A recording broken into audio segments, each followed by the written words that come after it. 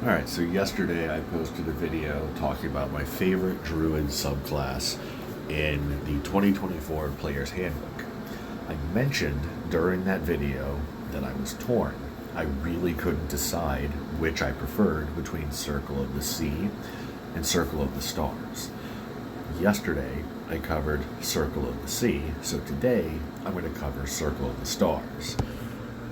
So let's go to that section of the book. So for Circle of the Stars, at level 3, you have a star chart that is a tiny object and you can use it as your spellcasting focus.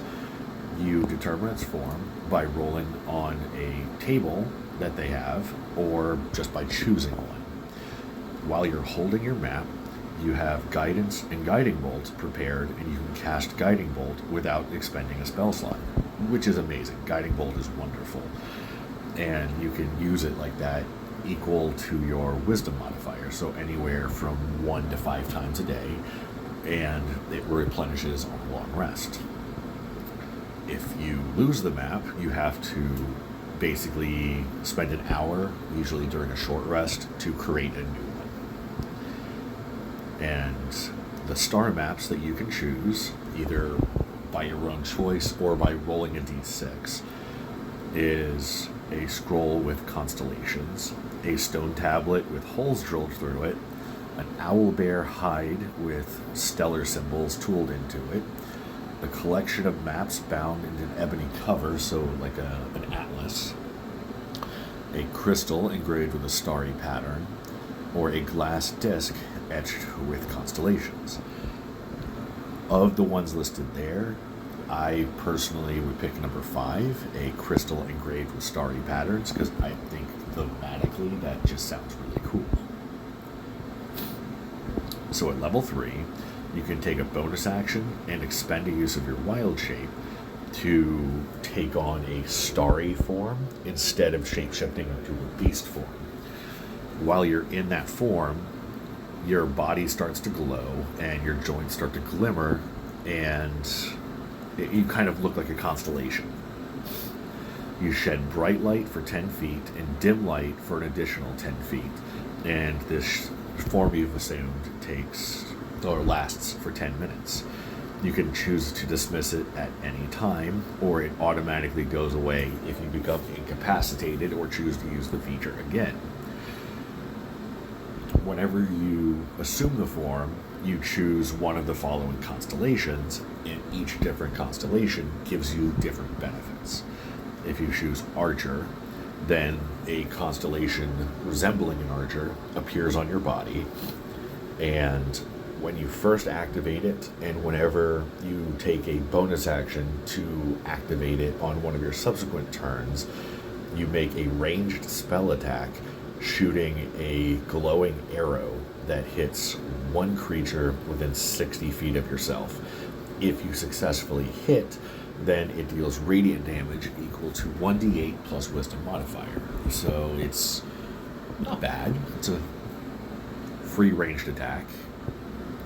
If you choose Chalice, you get a constellation of a goblet on you, and whenever you cast a healing spell using a spell slot, you or any other creature within 30 feet of you regains hit points equal to 1d8 plus your Wisdom modifier. There's nothing saying that creature can't be the one you just cast the healing spell on. So if your fighter, barbarian, paladin, or whatever gets really low on health, hit them with a Cure Wounds, and then immediately activate this to give them an additional 1d8 plus Wisdom modifier. It could make the difference on getting them up a lot quicker. Then Dragon. A constellation of a dragon appears on you, and whenever you make an intelligence or a wisdom check or a charisma saving throw to maintain concentration, you can treat any roll under a 10 as a 10, which could be useful. Then that would combo pretty well with the Warcaster feat to give you advantage on your concentration checks. So So that way, even if you roll low on it, you're technically rolling a 10 plus whatever in order to maintain your concentration. So at level 6, you gain Cosmic Omen. Whenever you finish a long rest, you can consult your map and roll a dice. Until your next long rest, you gain access to a special reaction based on whether you rolled an even number or an odd number. If you rolled an even number, you can see, whenever a creature you can see within 30 feet of you is about to roll a d20, you can use your reaction to add 1d6 to whatever they roll. So that can be very good if somebody's about to do a saving throw because they tripped a trap or something. If you roll an odd number, whenever that d20 is rolled, you can use a reaction to roll a d6 and subtract the number from the roll. So that'll help against enemies if you're, say, trying to cast Dominate Monster or Dominate Person or Hold Person or something along those lines. And you can do this Wisdom mod per day, regained at long rest. So that's pretty useful depending on how high your Wisdom stat is and what kind of encounters and spells you and your party are encountering.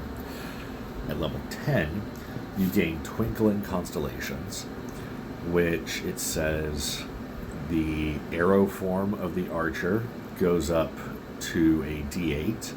The healing from the chalice goes to, it goes to 2d8. The healing from the chalice goes to 2d8, and while you have the dragon constellation active, you gain a fly speed of 20 feet. And at the start of each turn, while your starry form is active, you can just change which one you're using, so you can just cycle through them in any way you want. And at level 14, you gain an ability called Full of Stars. When your star form is activated and you're using it, you become resistant to bludgeoning, piercing, and slashing.